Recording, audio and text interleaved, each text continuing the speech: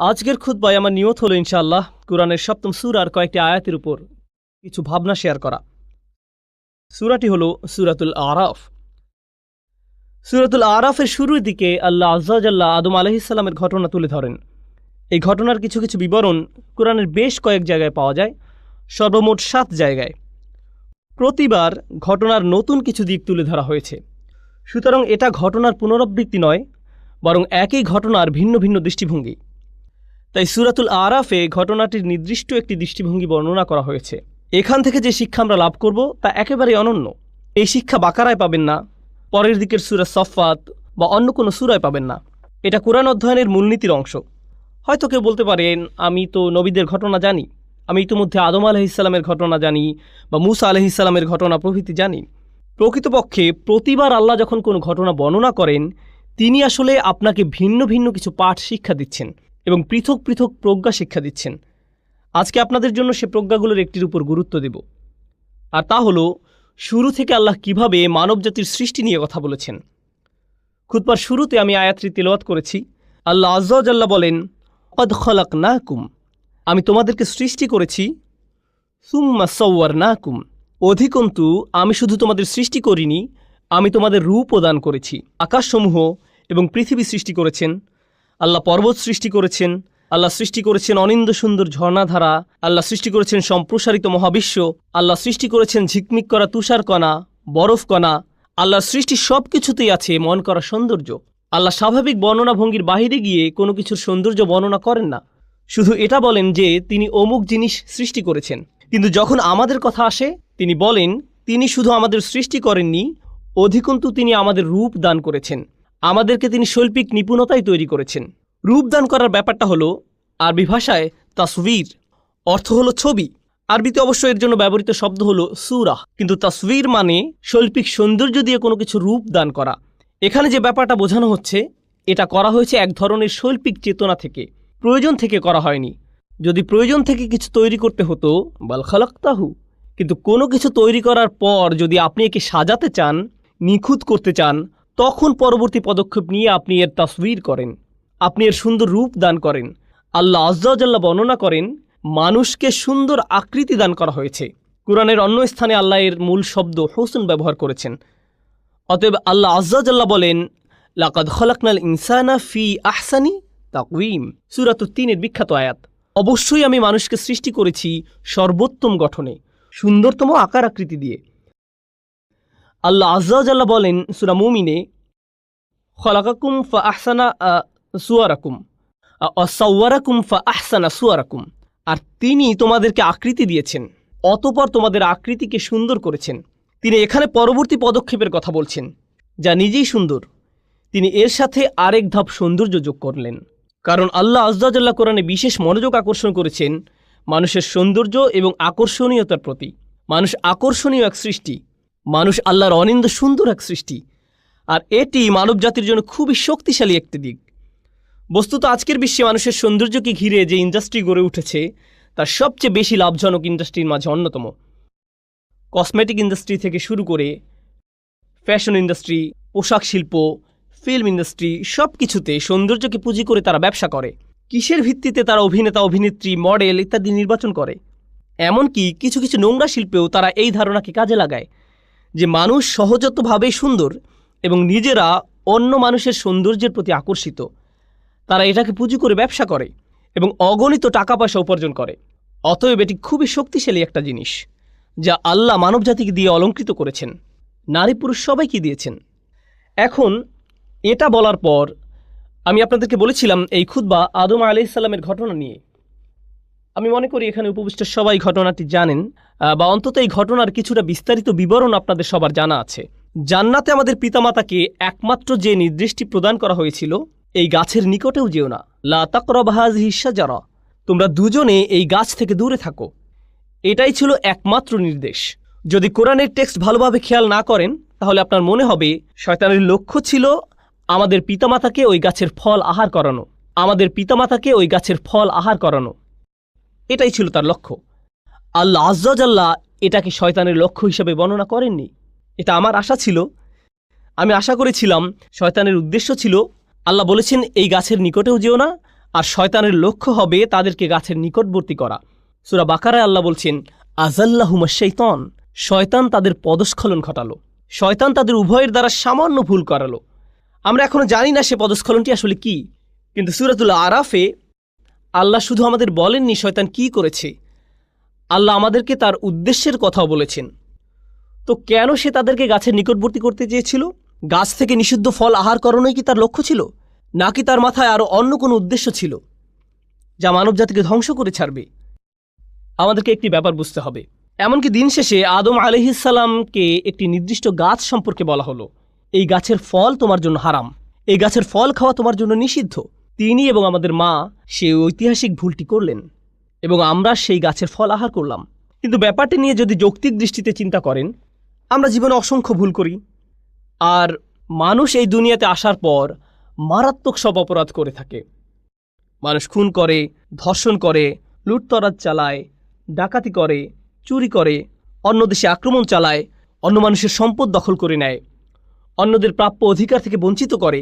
এখন যদি এই সমস্ত অপরাধকে একটি গাছের ফল খাওয়ার অপরাধের সাথে তুলনা করেন, এটাকে তেমন কোনো বড় অপরাধ বলে মনে হবে না। এমনকি কোরআনেও আল্লাহ বলছেন, আযাল্লাহুমা, সে তাদের পদস্খলন ঘটালো, সে তাদের দ্বারা সামান্য ভুল করালো। আপনার মনে হতে পারে এটা তো মানবজাতির ইতিহাসের সবচেয়ে বড় ভুল, আর আল্লাহ আয্যা ওয়া জাল্লা এর মাত্রা কমিয়ে একে সামান্য ভুল বলে আখ্যায়িত করলেন। কিন্তু শয়তান এখানে শুধু ফল খাওয়ার চেয়েও বড় কিছু দেখল, শুধু গাছের নিকটবর্তী হওয়ার চেয়েও সে এখানে বড় কিছু দেখল। তার ছিল খুব নির্দিষ্ট একটি উদ্দেশ্য। এই ব্যাপারটার উপরেই আজকে গুরুত্ব দিতে চাই। আমার খুতবার প্রথম অংশ এই অংশের সাথে সম্পর্কহীন মনে হতে পারে। প্রথম অংশে আমি বলেছি আল্লাহ মানুষকে খুব সুন্দর অবয়বে সৃষ্টি করেছেন, আকর্ষণীয় করে তৈরি করেছেন। এখন শুনুন আল্লাহ আয্যা ওয়া জাল্লা শয়তানের মনের ভেতর থেকে কি বর্ণনা করছেন। ফাওয়াসওয়াসা লাহুমাশ শাইতান, শয়তান অবিরত তাদের কুমন্ত্রণা দিল এবং দূরে সরে গেল। ওয়াসওয়াসা মানে হামাসা ওয়া গাবা, সে তাদের কাছে যেত, কুমন্ত্রণা দিত এবং অদৃশ্য হয়ে যেত, এরপর আবার কুমন্ত্রণা দিত এবং আবার অদৃশ্য হয়ে যেত। ক্রমাগত কারো কাছে একই বার্তা বারবার প্রচার করা, যতক্ষণ না সে তা গ্রহণ করে নেয়। প্রোপাগান্ডা এভাবেই কাজ করে। আপনাদের কি মনে হয় কেন তারা একই অ্যাড বারবার প্রচার করে, যেন আপনার তা একেবারে মুখস্থ হয়ে যায়? যদি ওয়াসওয়াসা বারবার দেয়া না হয় তবে এটি আপনার চিন্তার অংশ হবে না। কোকের একটি বিজ্ঞাপন 10-15 বার দেখার পর হঠাৎ করে আপনার ইফতারিতে কোকের প্রয়োজন হয়। ভাবছেন কিরে, কোকের চিন্তা কোত্থেকে মাথায় এলো? তাহলে ওয়াসওয়াসা মানে মনের মধ্যে কোনো কিছুর ধারণা বারবার প্রবেশ করিয়ে দেয়া। এখন তার উদ্দেশ্য কি ছিল? আল্লাহ বলেন, লিয়ুবদিয়া লাহুমা মা উরিয়া আনহুমা মিন সাওআতিহিমা। তিনি এখানে গাছের কথা উল্লেখ করেনি। শয়তান তাদের বারবার কুমন্ত্রণা দিতে লাগলো। এই অংশটা মনোযোগ দিয়ে শুনুন। তাদের কুৎসিত অংশ থেকে যা ঢাকা ছিল, যাতে সে তাদের জন্য তা প্রকাশ করে দেয়, অর্থাৎ তাদের উলঙ্গ শরীর। এখন এই অংশটি বোঝা একটু কঠিন, কারণ ঠিক কয়েক মুহূর্ত আগে একই সূরার আরেকটি আয়াতে আল্লাহ বলেন তিনি আমাদেরকে কেমন করে সৃষ্টি করেছেন? সুন্দর রূপে। এখন আল্লাহ বলছেন শয়তান চেয়েছিল আমাদের পিতামাতা যেন কুৎসিত রূপে একে অপরের নিকট প্রকাশিত হয়ে পড়ে, অর্থাৎ উলঙ্গ অবস্থায়। সে চেয়েছিল তাদের নিকট থেকে তাদের জামা কাপড় খুলে ফেলতে। এটাই ছিল তার লক্ষ্য। এখানে দুটি প্রশ্ন দেখা দেয়। প্রথমত, আল্লাহ কেন বলেননি যে শয়তান তাদেরকে গাছের ফল আহার করাতে চেয়েছিল? আর দ্বিতীয়ত, হঠাৎ করে কেন যে শরীর আল্লাহ সুন্দর আকৃতিতে সৃষ্টি করেছেন এখন সেটা কুৎসিত? আল্লাহ কোন কারণে এই কথা বলছেন? এই সমস্যাটি মানবজাতিকে, বিশেষ করে ঈমানদারদের অবশ্যই বুঝতে হবে। আল্লাহ আয্যা ওয়া জাল্লা এই শরীরকে সুন্দর করে সৃষ্টি করেছেন। প্রকৃতপক্ষে একজন পুরুষের কাছে সবচেয়ে আকর্ষণীয় বিষয় হলো একজন নারী। আল্লাহ আয্যা ওয়া জাল্লা এই শরীরকে সুন্দর করে সৃষ্টি করেছেন। যুয়্যিনা লিন্নাসি হুব্বুশ শাহাওয়াতি মিনান নিসা, মানুষের কাছে সবচেয়ে বেশি সুশোভিত করা হয়েছে নারী। এটি খুবই প্রভাব বিস্তারকারী শক্তি। এটি এতই শক্তিশালী যে কোরআনে গাছটির জন্য যে ভাষা ব্যবহার করা হয়েছে সেই একই ভাষা ব্যভিচারের জন্য ব্যবহার করা হয়েছে। লা তাকরাবু হাযিহিশ শাজারা লা তাকরাবুজ জিনা লা তাকরাবুল ফাওয়াহিশ। ব্যভিচারের কাছেও যেও না, কোনো নারীর সাথে অবৈধ সম্পর্ক করার কাছেও যেও না, কোনো ধরনের নির্লজ্জতা এবং বেহাপনার ধারে কাছেও যেও না। অতএব এটি খুবই ভয়ঙ্কর। আর এটা এমন কিছু ঠিক গাছের নিকটবর্তী হওয়ার মতো, কাছে গেলেই এটা আপনাকে টেনে ধরবে। ভেবেছিলেন এটা তো শুধু দৃষ্টি বিনিময়, তাকে দেখে পছন্দ হয়ে গিয়েছিল, এরপর আবার তাকালেন, সে মুচকি হাসি দিল, আপনিও হাসলেন। এখান থেকে ধীরে ধীরে একটা চক্রের মধ্যে আটকে গেলেন। এরপর সব কিছু সীমার বাহিরে চলে গেল। কিছু বুঝে ওঠার আগেই এমন কিছুতে আটকে গেলেন, বুঝতেও পারছেন না কিভাবে বের হবেন। সুতরাং কাছে না যাওয়ার উপদেশটি উত্তম একটি উপদেশ, কারণ আপনি জানেন না কোথায় থামতে হবে। কিছু দূর অগ্রসর হওয়ার পর আর থামতে পারেন না। তো আল্লাহ আজ্জা জাল্লা বর্ণনা করেন, যখন মানুষ আল্লাহর অনুমোদিত পথের বাহিরে গিয়ে একে অন্যের নিকট লজ্জাস্থান প্রকাশ করে দেয়, এটাই তখন চূড়ান্ত কদর্যতা, এটাই তখন মানুষের চূড়ান্ত কুৎসিত রূপ। পুরুষ এবং নারীর সুন্দর একটি ভালোবাসার সম্পর্ক থাকার কথা। আল্লাহ আমাদের সুন্দর করে সৃষ্টি করেছেন যেন আমরা একে অন্যের প্রতি আকৃষ্ট হই। এরপর তিনি একটি ব্যবস্থাপনা তৈরি করলেন যার মাধ্যমে এই সম্পর্কটি বৈধতা পাবে। বিয়ের মাধ্যমে এই সম্পর্কটি বৈধতা পাবে। মানুষ যখন বিপরীত লিঙ্গের প্রতি আকর্ষণের কারণে এই সম্পর্কটি স্থাপন করতে চায়, কিন্তু এমন পন্থায় যা আল্লাহর নিকট অনুমোদিত নয়, তখন সে একই সম্পর্কটি যা সৌন্দর্যের কারণে তৈরি হয়েছিল, আকর্ষণের কারণে তৈরি হয়েছিল, সেই একই সম্পর্কটি তখন কুৎসিত রূপ ধারণ করে। আর এটা শুধু শারীরিক কদর্যতা নয়। কেউ এটা শোনার পর ভাবতে পারে, আমার একটা মেয়ে বন্ধু আছে, সে সুন্দর, আমি বুঝতে পারছি না কিভাবে সে কুৎসিত হয়ে গেল কুরআন নাজিল হওয়ার পর। আমি এটা নিয়ে কথা বলছি না। আপনার ভেতরে এক ধরনের কদর্যতা আছে। আপনার ভেতরের ভালো সত্তাটি ধীরে ধীরে মৃত্যুর দিকে ধাবিত হয়। তখন মানুষকে শুধু শারীরিক দিক থেকে সুন্দর করে সৃষ্টি করা হয়নি, মানুষকে চরিত্রের দিক থেকে সুন্দর করে সৃষ্টি করা হয়েছে। আর আপনি যখন অবৈধ একটি সম্পর্কে জড়িয়ে পড়েন, তখন আপনার ভেতরে যে সৌন্দর্যগুলো ছিল, আল্লাহ আপনাকে যে সৌন্দর্যগুলো দান করেছিলেন, তার থেকে কিছু কিছু তখন আপনার কাছ থেকে পালাতে শুরু করে।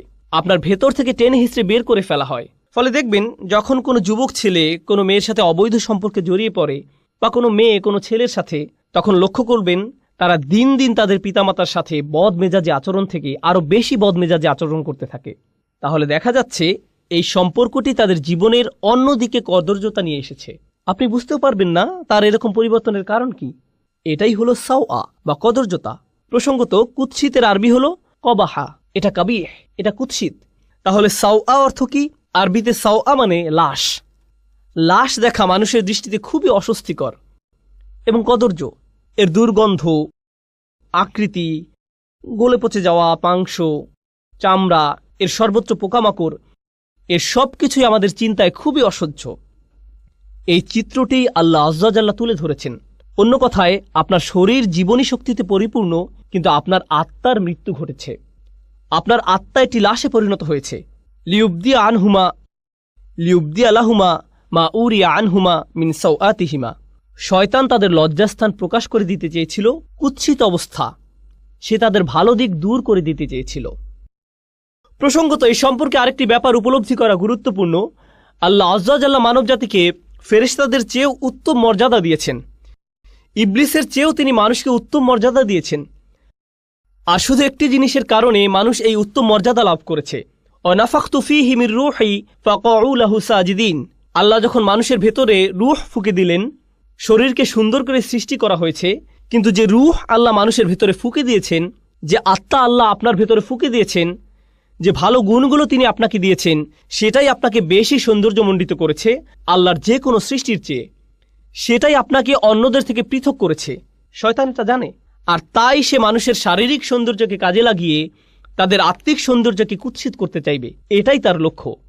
এখন এটা বলার পর সে কিভাবে আমাদের পিতামাতাকে রাজি করালো, এটা লম্বা একটা ঘটনা। আমি তার একটি সংক্ষিপ্ত রূপ আপনাদের সামনে উপস্থাপন করছি। সংক্ষিপ্ত ভার্সনটি হলো, সে আদম এবং হাওয়া আলাইহিসসালামকে বলেছিল, শোনো, তোমাদের সৃষ্টি করা হয়েছে পৃথিবীর জন্য। ইন্নী জাইলুন ফিল আরদি খলিফা। আল্লাহর সিদ্ধান্ত হলো তোমাদের দুনিয়ার জন্য সৃষ্টি করা হয়েছে। তোমাদের জান্নাত থেকে দুনিয়াতে স্থানান্তর করা হবে যে কোনো মুহূর্তে। জান্নাত ছেড়ে পৃথিবীতে কে যেতে চায়? এখন শোনো, শুধু ফেরেশতারা এখানে থাকতে পারবে। সরি, তোমরা ফেরেশতা নও। অথবা তোমাদের জন্য আরেকটি উপায় আছে। যদি তোমরা জান্নাতের পার্মানেন্ট রেসিডেন্ট কার্ড বা গ্রিন কার্ড পেতে চাও, এটাই তোমাদের একমাত্র বিকল্প উপায়। অতএব ফেরেশতা হওয়ার একমাত্র উপায় হলো, বা জান্নাতের চিরস্থায়ী অধিবাসী হওয়ার একমাত্র উপায় হলো, তোমাদেরকে ওই গাছের ফল খেতে হবে। এটাই একমাত্র উপায়। তো সে বলল, আনতাকুনা মালাকাইনি আও তাকুনা মিনাল খালিদিন। এই গাছ থেকে আহার করো, হয় তোমরা ফেরেশতা হয়ে যাবে, নতুবা জান্নাতের চিরস্থায়ী অধিবাসী হয়ে যাবে। এজন্যই আমাদের পিতামাতা ভুলটি করেছিলেন। এখন এই ভুল করার পর কি ঘটল? আল্লাহ বর্ণনা করছেন, ফাদাল্লাহুমা বিগুরুর। এই আয়াতটি ভালোভাবে বোঝা খুবই গুরুত্বপূর্ণ। তিনি বলেন, সে তাদের পদস্খলিত করল ধীরে ধীরে। দাল্লাহুমা আরবি শব্দ দাল্লা এসেছে দালউন থেকে, যার অর্থ বালতি। আগের দিনে বালতি ব্যবহার করা হতো কূপ থেকে পানি তোলার কাজে। একটি বালতি দড়ি দিয়ে বেঁধে কূপের ভিতরে ফেলতো, তারপর টেনে টেনে তুলতো। এর নাম হলো আদলা দালওয়াহু। এর নাম হলো আদলা দালওয়াহু। বালতি কি সাথে সাথে উপরে উঠে আসে নাকি সময় লাগে? সময় লাগে। এটি একটি ধীর প্রক্রিয়া, আর প্রক্রিয়াটি যদি মাত্রাতিরিক্ত ধীর গতির হয় তখন আপনি আদলা দালওয়াহু বলেন না, বলেন দাল্লা দালওয়াহু। এটা অতিরিক্ত লম্বা সময় নেয়। শয়তানকে বর্ণনা করা হয়েছে সে তাড়াহুড়ো করে না, সে আপনাকে পথভ্রষ্ট করতে চায়, কিন্তু সে সময় নিয়ে ধীরে ধীরে করবে। সে আপনার কাছে আসে, আপনি বলেন আউযুবিল্লাহি মিনাশ শাইতানির রাজিম, সে তখন বলবে ওকে, আমি একটু পর আবার আসব, চিন্তা করো না, আমাদের হাতে সময় আছে। সে একটু পর আবার আসবে, এরপর আবার আসবে, এরপর আবার আসবে, আপনাকে অবিশ্বাসী বানানোর জন্য বা আপনাকে দিয়ে পাপ করানোর জন্য। সে আপনার উপর প্রতিবার 1% করে কাজ করবে, আর এটা অনুধাবন করা খুবই গুরুত্বপূর্ণ। মনোবিজ্ঞানে তারা একটি বিশেষ বিষয় পরীক্ষা করে দেখে,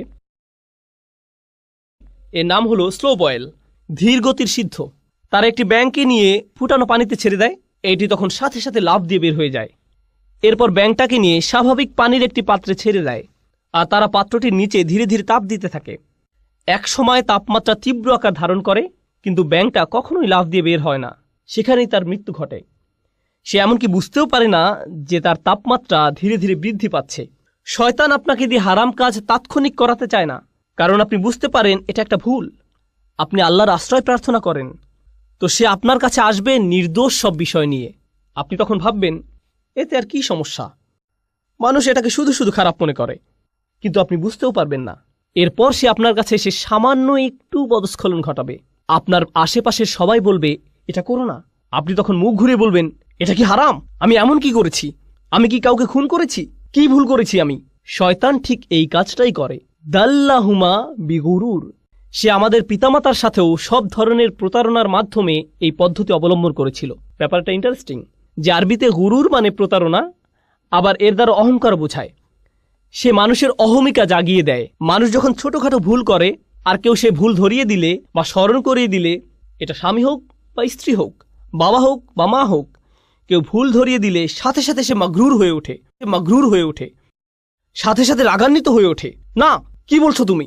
তুমি কে আমার ভুল ধরার? এভাবে তাদের ইগো ভালো হওয়ার পথ বন্ধ করে দেয়। যে সমস্যাটা শয়তানের নিজের ছিল, অহংকারের সমস্যা। যাই হোক, অনেক সময় ধরে চেষ্টা করার পর সে সফল হলো। সে আমাদের পিতামাতাকে মুহূর্তের মধ্যে গাছের কাছে নিয়ে যেতে পারেনি। সে তাদের কুমন্ত্রণা দিল, আর তারা সাথে সাথে বলে উঠল ভালো বুদ্ধি, ঠিক আছে চলো। না না না, এতে অনেক লম্বা সময় লেগেছিল তারা সেখানে যাওয়ার পূর্বে। অবশেষে তারা তাদের আদি ভুলটি করে ফেলল। আল্লাহ আযজা জাল্লা বলেন বাদাত লাহুমা সাওআতুহুমা। তাদের উলঙ্গতা, তাদের কদর্যতা প্রকাশিত হয়ে পড়ল। এটা পরস্পরের নিকট প্রকাশিত হয়ে গেল। তাদের জামা কাপড় খুলে গেল। এই কাজের ফলস্বরূপ তাদের কাপড় খুলে গেল। এটি আসলে কোরআনের শক্তিশালী একটি দার্শনিক প্রতীকী শিক্ষা। আমরা শুধু এর ভাবকে আক্ষরিক অর্থে গ্রহণ করি না, কিন্তু এর ভেতরে রয়েছে বহু প্রজ্ঞা। যখন মানবজাতি হারামের পথ অবলম্বন করে, হোক সেটা হারাম খাদ্য, হারাম উপার্জন, হারাম আচরণ, যখন আমরা সিদ্ধান্ত গ্রহণ করি যে আমরা আল্লাহর বিধান অমান্য করব, যখন আল্লাহ বলেন অমুক কাজ থেকে দূরে থাকো কিন্তু আপনি তার থেকে দূরে থাকেন না, তখন ধীরে ধীরে কিন্তু নিশ্চিত রূপে আপনি আপনার লজ্জাশীলতা হারিয়ে ফেলবেন। আপনি আপনার হায়া শরম হারিয়ে ফেলবেন। জিহ্বা দিয়ে নোংরা শব্দ বের হবে। এর উপর নিজের কোনো নিয়ন্ত্রণ থাকবে না। আপনি নির্লজ্জ হয়ে পড়বেন কথায়, নির্লজ্জ হয়ে পড়বেন দৃষ্টিতে, নির্লজ্জ হয়ে পড়বেন কাজের ক্ষেত্রে। এভাবে শুধু পতন হতে থাকবে। আর এই সব কিছুর শুরু হয়েছিল আপাত দৃষ্টিতে এর সাথে সম্পর্কহীন একটি ব্যাপার থেকে, আদম হওয়ার ক্ষেত্রে একটি গাছের ফল খাওয়া থেকে। আর আমাদের ক্ষেত্রে যখন কোনো ব্যাপারে আমরা আল্লাহকে অমান্য করব, তার নিষিদ্ধকৃত বস্তুর নিকটে যাব, আমাদেরকে দেয়া আল্লাহর শ্রেষ্ঠ উপহার, আমাদের হায়া, আমাদের লজ্জা, আমাদের শালীনতা, আমাদের সংকোচের চেতনা চুরমার হয়ে যাবে। আমরা এর অযোগ্য হয়ে পড়ব। তারা যখন এই কাজ করলো, তাদের কাপড় খুলে গেল। ফলে তারা কি করলো? অতফিকা ইয়াখসিফানি আলাইহিমা মিন ওয়ারাকিল জান্নাহ। তারা সাথে সাথে জান্নাতের পাতা দিয়ে নিজেদের ঢাকতে শুরু করলো। তারা অপমানিত হলো এবং নিজেদের লজ্জা ঢাকতে লাগলো। আমরা এখান থেকে কি শিখছি? পরস্পরের সম্মুখে উলঙ্গ না হওয়াটা আদম সন্তানের প্রকৃতিতেই আছে। পোশাক পরিচ্ছদ পরে থাকা, নিজেদের লজ্জা ঢেকে রাখা, এটা আদম সন্তানের সহজাত প্রকৃতিতে স্থাপন করে দেয়া হয়েছে। এজন্য মানবজাতির সকলে সহজাতভাবে নিজেদের ঢেকে রাখতে পছন্দ করে। বাচ্চা মেয়ে বা বাচ্চা ছেলে সামান্য বুদ্ধি হলেই 2 বছর বয়স, 3 বছর বয়স বা 4 বছর বয়স, খুবই ছোট, তাদের কোনোভাবেই এখনো বুদ্ধিমান সচেতন প্রাণী বলা যায় না। কিন্তু মা জামা পরানোর সময় বাবা যদি সামনে এসে যায়, তারা লজ্জিত হয়ে পড়ে, তারা কম্বলের নিচে লুকিয়ে পড়ে। আল্লাহ মানবজাতির ভেতরে প্রাকৃতিকভাবেই লজ্জার চেতনা স্থাপন করে দিয়েছেন।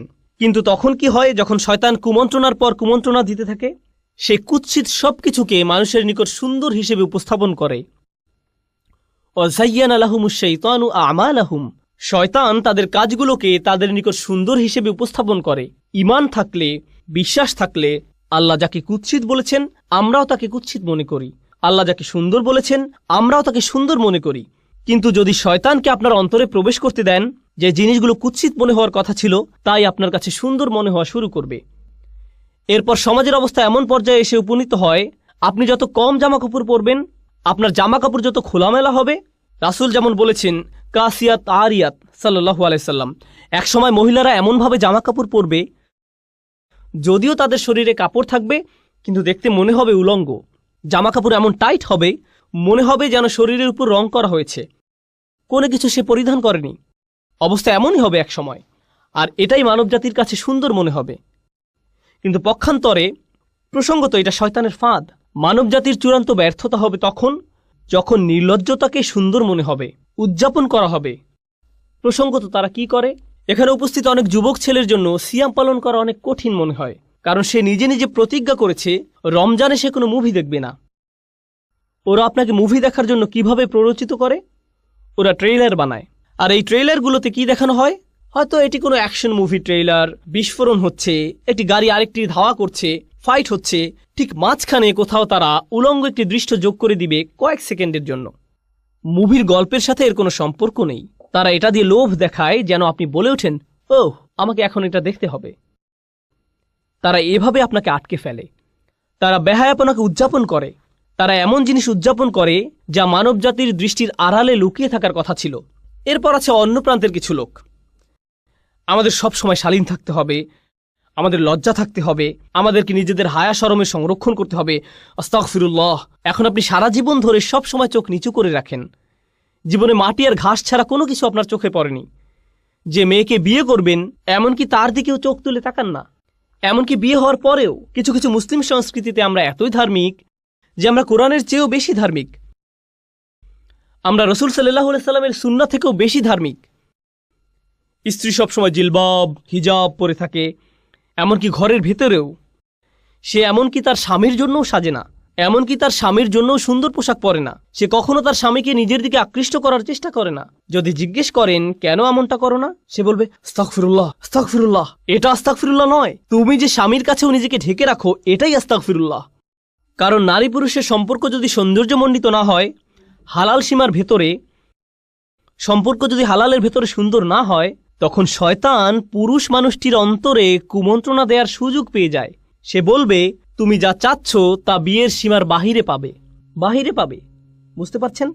আল্লাহ আযজা ওয়া জাল্লা কোরআনে এই সুন্দর সম্পর্কের সংরক্ষণ করেছেন যেন বিয়ের ভেতরে সম্পর্কটা সুন্দর এবং রোমান্টিক থাকে। কিভাবে তিনি এটা করেছেন?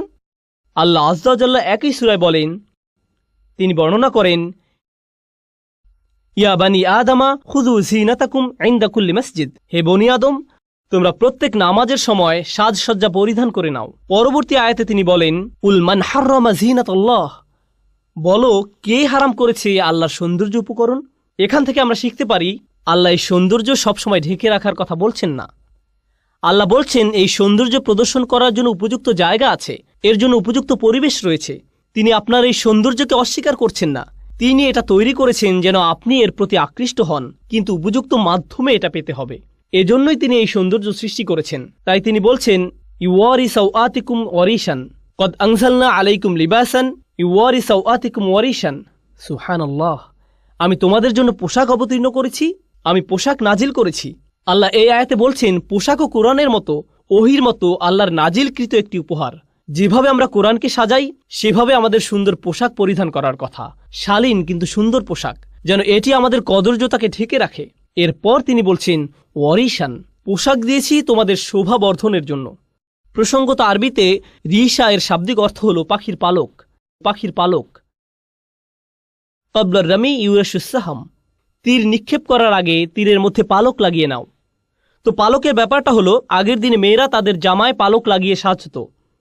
এখানে মূল ব্যাপারটা হলো সৌন্দর্যমণ্ডিত করা, শোভাবর্ধন। আল্লাহ আজ্জা ওয়া জাল্লা আসলে আমাদের গভীর প্রজ্ঞাপূর্ণ একটি ভারসাম্য দান করেছেন। আমাদের আজকের বিশ্ব, মার্কিন যুক্তরাষ্ট্র সহ আধুনিক বিশ্ব এবং মুসলিম বিশ্বের অধিকাংশ অঞ্চল যা ভ্রান্ত উপায়ে আধুনিক হচ্ছে, এগুলোর দিকে তাকালে আপনি কি দেখতে পান? আপনি দেখতে পান সুন্দর সুন্দর রাস্তাঘাট, আধুনিক সব দালান কোঠা, সরকার ব্যবস্থা, টেকনোলজি, ভালো ভালো কত কিছু ঘটছে। কিন্তু একটি ক্ষেত্রে মানবতা তার স্বকীয়তা হারিয়ে ফেলছে, আর তা হলো আমরা নির্লজ্জতা এবং বেহায়াপনা উদযাপন করছি। কিশোর ছেলেমেয়েরা বড়দের চেয়েও বেশি নোংরা শব্দ জানে। তারা স্কুলে পরস্পরের কাছ থেকে শিখছে। মোবাইল ডিভাইসের মাধ্যমে এমন সব জিনিসের দ্বার আপনার নিকট উন্মোচিত হচ্ছে যা আপনার আত্মাকে একেবারে ধ্বংস করে ছাড়বে। প্রতি মুহূর্ত, সব সময় এসব ছবি দ্বারা আক্রান্ত হচ্ছেন প্রতিনিয়ত, এসব শব্দ দ্বারা, এসব মেসেজ দ্বারা। একদিকে আমাদের নিজেদের রক্ষা করতে হবে। যে সৌন্দর্য আল্লাহ আমাদের ভেতরে দান করেছেন, সারা জীবনের জন্য তা ঢেকে রাখা সম্ভব নয়, এবং আশা করা যায় যে এটা আমাদের উপর কোনো প্রভাব ফেলবে না। এর জন্য দরকার উপযুক্ত একটি রাস্তা, উপযুক্ত একটি উপায় দরকার, অর্থপূর্ণ এবং উদ্দেশ্যপূর্ণ উপায়ে এর মুক্তি দরকার। আর তা হলো বিবাহ নামক প্রতিষ্ঠান। এটাই সেই প্রতিষ্ঠান। আল্লাহ আজ্জা ওয়া জাল্লা আমাদের খুব সুন্দর প্র্যাকটিক্যাল একটা ধর্মদান করেছেন। তিনি আমাদের থেকে সাধু সন্ন্যাসী হওয়া আশা করেন না। সাহাবারা রাদিয়াল্লাহু আনহুম আজমাইন তথা রাসূল সাল্লাল্লাহু আলাইহি সাল্লামের সঙ্গীদের ইসলামের পূর্বেও একটি জীবন ছিল, আর সে সময় তারা ঠিক এমন ছিলেন না যে আস্তাগফিরুল্লাহ ওইদিকে আপুরা আছেন। সে সময় তারা এমন জীবন পার করেননি। ইসলামের পূর্বে তাদের কারো কারো রোমান্টিক জীবন ছিল, কেউ কেউ এমনই ছিলেন। এমনকি ইসলাম গ্রহণ করার পরেও সেই জীবন থেকে বের হয়ে আসা তাদের জন্য কষ্টকর ছিল। একদিন এক সাহাবী রাসূল সাল্লাল্লাহু আলাইহি সাল্লামের কাছে এসে বললেন, ইয়া রাসূলুল্লাহ, আমি খুব দুঃখিত, আমি রাস্তায় এক মেয়েকে চুম্বন করে ফেলেছি। একজন সাহাবী এটা করেছেন রাস্তায়। রাসূল সাল্লাল্লাহু আলাইহি সাল্লাম তাকে কয়েক রাকাত নামাজ পড়তে বললেন, কারণ তিনি ধীরে ধীরে ভালো হচ্ছেন, তিনি আস্তে আস্তে ভালো হওয়ার দিকে এগিয়ে যাচ্ছেন। আমি বলছি না যে এমনটা করা আপনাদের জন্য বৈধ। যারা মাত্র ইসলামে প্রবেশ করেছেন, এটা তাদের জন্য একটা জার্নি ছিল। রাসূল সাল্লাল্লাহু আলাইহি সাল্লাম তাকে এভাবে ধমক দেননি। তুমি কি আদম আলাইহিস সালামের ঘটনা শুনোনি? তুমি কি জানো না এই কারণে আমাদেরকে জান্নাত ত্যাগ করতে হয়েছিল, আর তুমি সেই শয়তানের পদাঙ্ক অনুসরণ করছো? না, তিনি লম্বা কোনো লেকচার দেননি। জাস্ট 2 রাকাত নামাজ পড়ো, আল্লাহর কাছে ক্ষমা চাও, এমনটা যেন আর না ঘটে। নিজের উপর এত কঠোর হবে না। আপনাদের কেউ কেউ অতীতে ভুল করেছেন, আর কেউ কেউ এখনো করে যাচ্ছেন। আল্লাহর কাছে ফিরে আসার এটাই সেরা সময়। কয়েক রাকাত নামাজ পড়ে আল্লাহর কাছে শক্তি সামর্থ্য প্রার্থনা করুন, যেন আপনি সেই সম্পর্কগুলো থেকে বের হয়ে আসতে পারেন, যেন সেই আসক্তিগুলো থেকে বের হয়ে আসতে পারেন। অন্য কাউকে এই সম্পর্কে জানতে হবে না। আপনাকে আমার কাছে এসে বা অন্য কারো কাছে গিয়ে এই অপরাধগুলো স্বীকার করতে হবে না। আল্লাহ জানেন আপনি কিসের মধ্যে আটকে আছেন। আল্লাহ ইতিমধ্যে জানেন। যদি নিজের অন্তরে যথেষ্ট শক্তি না পান এই রমজান মাসে, তবে এই শক্তি আর কখনোই পাবেন না। এই ধরনের সমস্যাগুলো থেকে বের হয়ে আসার এটাই শ্রেষ্ঠ সময়। এর চেয়ে উত্তম কোনো সময় হতে পারে না। তাই আমি আল্লাহ আজ্জা ওয়া জাল্লার নিকট প্রার্থনা করছি, আমাদের মাঝে যারা জীবনে ভুল করেছেন বা এখনও করে যাচ্ছেন, আল্লাহ যেন আমাদের এমন ইমানের শক্তি দান করেন যেন আমরা এই ধরনের ভুলগুলো থেকে বের হয়ে আসতে পারি, এবং আমরা যেন বুঝতে পারি যে এগুলো আসলে শয়তানের চাল। আমরা যেন তার কাছ থেকে সরে আসতে পারি এবং আল্লাহর অনুমোদিত উপায় অবলম্বন করতে পারি, যেগুলো বাদে অন্যগুলো হারাম। আল্লাহ আমাদের জন্য যে পথ খোলা রেখেছেন, হালালের পথ, তা যেন অবলম্বন করতে পারি। বারাকাল্লাহু লি ওয়া লাকুম ফিল কুরআনিল হাকিম ওয়া নাফা'নি ওয়া ইয়্যাকুম বিল আয়াতি ওয়া যিকরিল হাকিম।